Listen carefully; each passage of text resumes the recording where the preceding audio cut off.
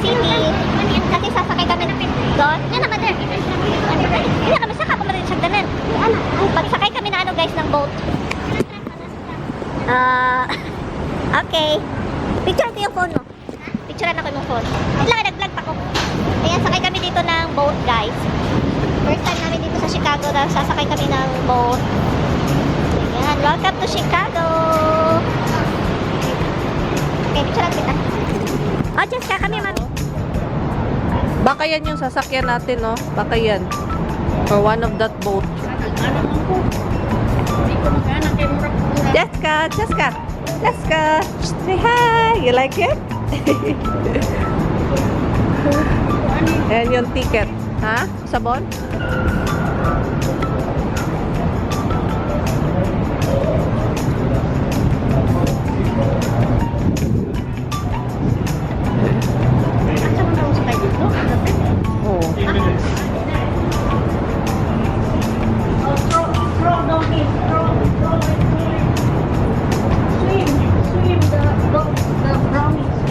Yeah, are you happy, Jessica?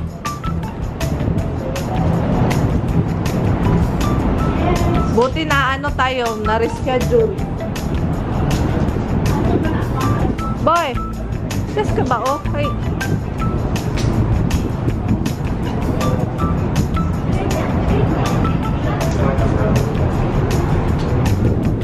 Gonna go live. Oh, this one.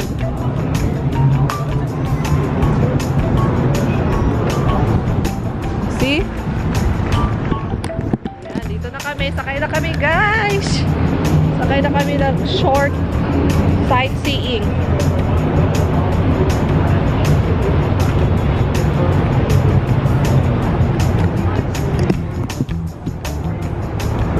Hi, Saboy.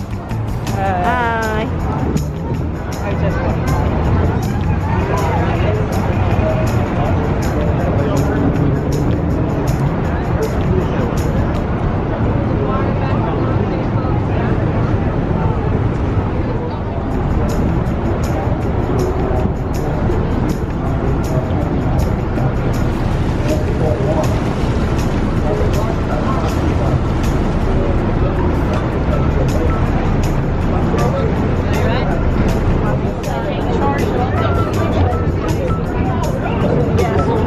Sa gitna si Jessica. Yay! Hey!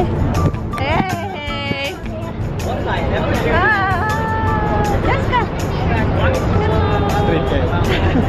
Straight cake. I just want to let you know about a couple important things.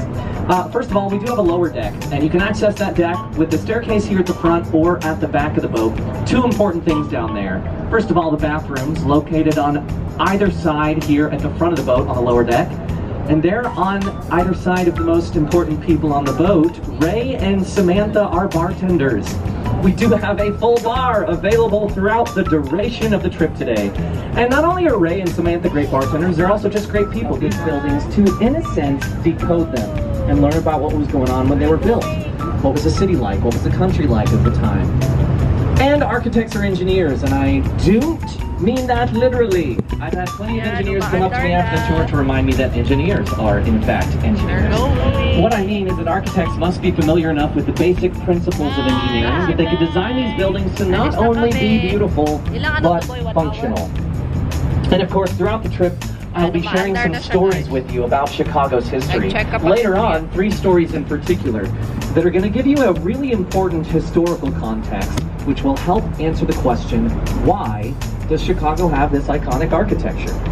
And so, without further ado, sit back, relax, and enjoy the Shoreline Sightseeing Architecture River Cruise on this absolutely gorgeous Wednesday afternoon. All right, folks, let's get started. This light-colored stone building here to the right with the clock tower on the roof, this is a Chicago favorite, the iconic Wrigley building. If you've heard of Wrigley's Juicy Fruit Gum or Wrigley Field where the Cubs play, that's the same Wrigley, the chewing gum magnate. Now, this building was built in the early 1920s, and it was modeled specifically after a cathedral in Sevilla, Spain. So we call this style of architecture Spanish Revival style. Now, this was modeled after that. All right, folks. Nice thing about all these Chicago-style bridges is they give us a little break from the sun. sun is nice and warm today, but I don't mind because it's a lot better than being cold and wet. All right, our next architectural marvel straight ahead. The Trump International Hotel and Tower, currently the second tallest building in the city of Chicago. And this building was designed by Chicago's very own Skidmore, Owings & Merrill architecture firm, or SOM for short, and that's a world-renowned architecture firm. Fun fact, my brother-in-law, Kevin, is an architect who works for SOM, and he was one of the guys on the team that designed this building. And it is a fantastic example of a style of construction that we're going to talk about on the river today called contextualism. And let me explain how that works. You'll notice 3 patios at different heights. Those are at very specific heights in the world. All right, folks, eyes up, cameras up to the right. One of my absolute favorites, the iconic twin corncob towers of Marina City.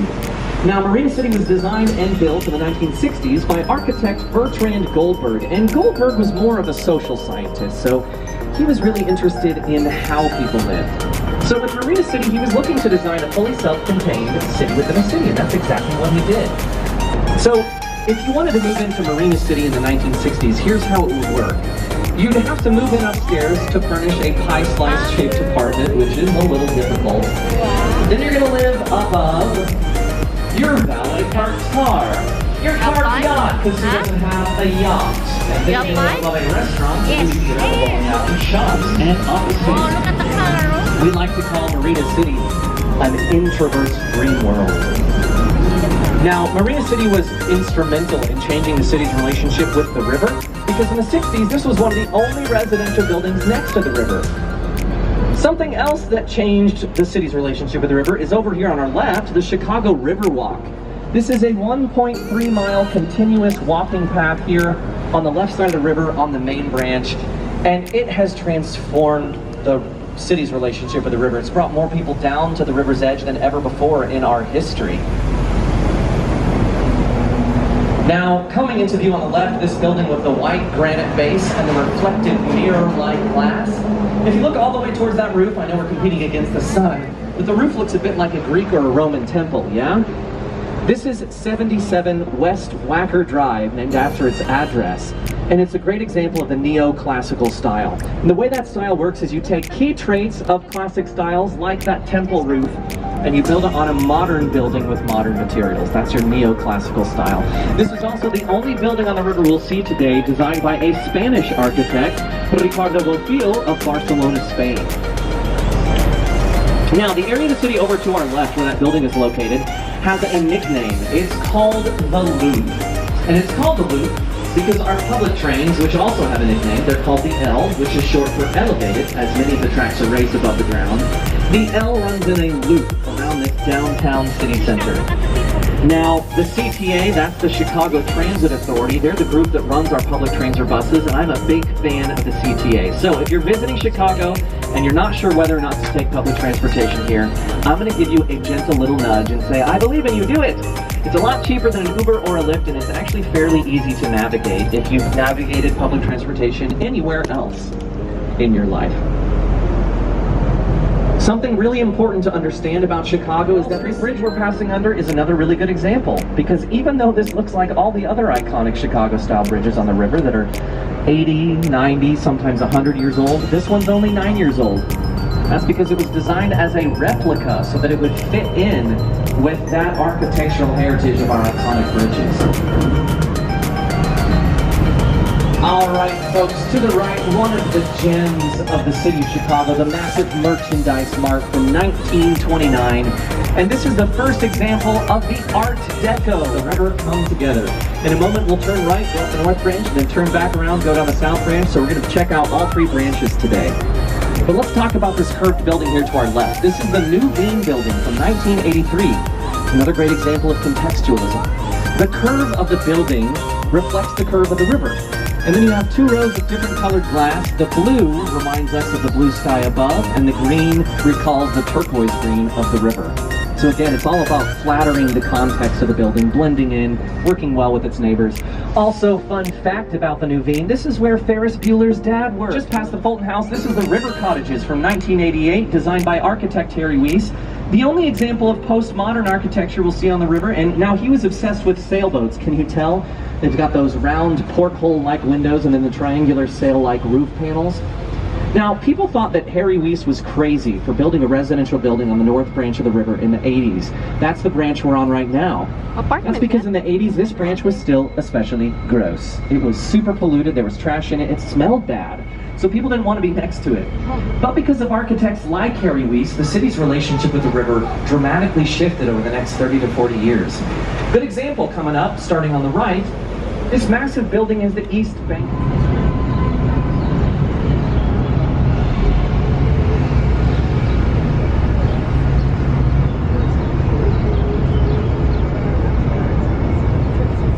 Bday sa Midday Boy. Bday sa. Recording na.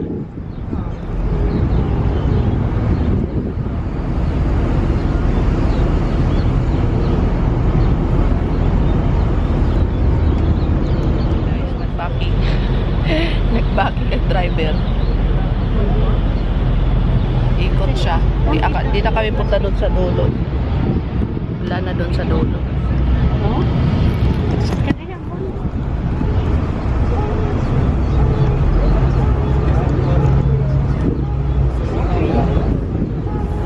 Skinny building on a very narrow base, why doesn't it just fall over?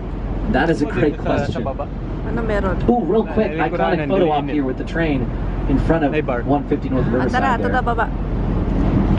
And the answer why it doesn't fall over is that it sways in the wind. Now, a number of buildings in Chicago sway in the wind, and I know that sounds scary, but it's actually a good thing. Here's why.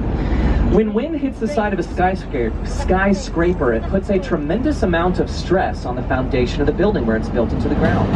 So if a building didn't sway in the wind could crack or damage the foundation, which would make it unsafe. So when a building sways, it's relieving the stress on its foundation. About a year ago, and it took roughly 3 years to construct and cost about $800 million. Pretty standard for a building this size these days. Now, if you are a patron of Bank of America, you helped pay for this building. So congratulations, your child is beautiful. Now, my favorite thing for this building, though, is the specific kind of reflective glass they use for the windows. Because they wanted it to reflect the sky above us down to us, so that it almost gives the illusion of more open sky to our left instead of big old sky. Yeah, it's a little bit of an optical illusion.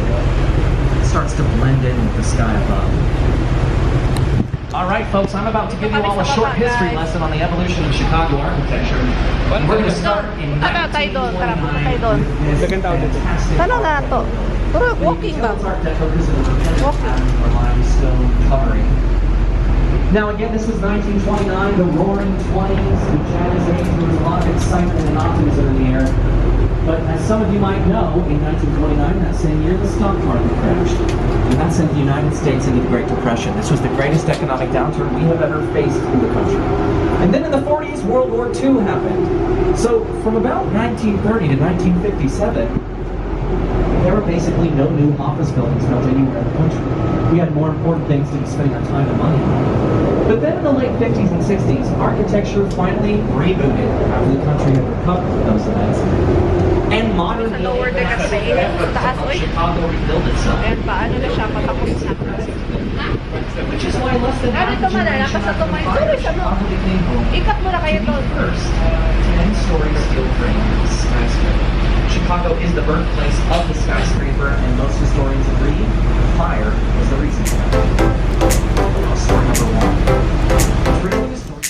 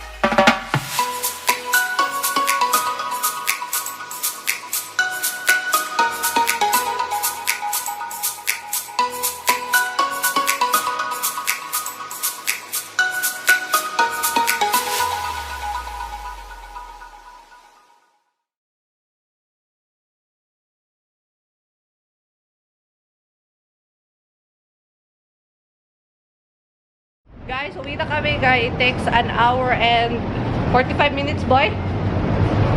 Lapit ba 2 hours, no? 1 hour and 30. 1 hour and 30 minutes. Yan, uwi na kami.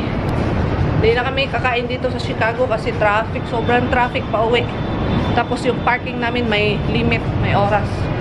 4 o'clock na. So, nagsugod 2 o'clock, di ba? 2:15. 2:15. Tapos yung parking namin is hanggang ano lang, hanggang 5 o'clock. Or something na. Mahal ang parking dere. Okay, let's go.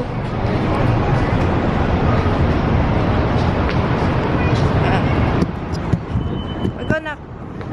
Hold mommy, hold mommy.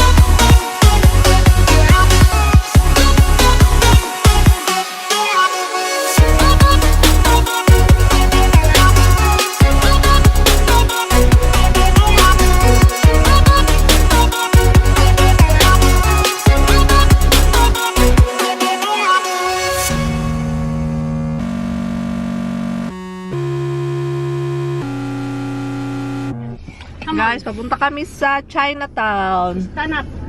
Yan, doon kami kakain sa Chinatown. Right, Cheska? Hiya si Cheska. Ayan. Bagsak ang market. Bagsak gani.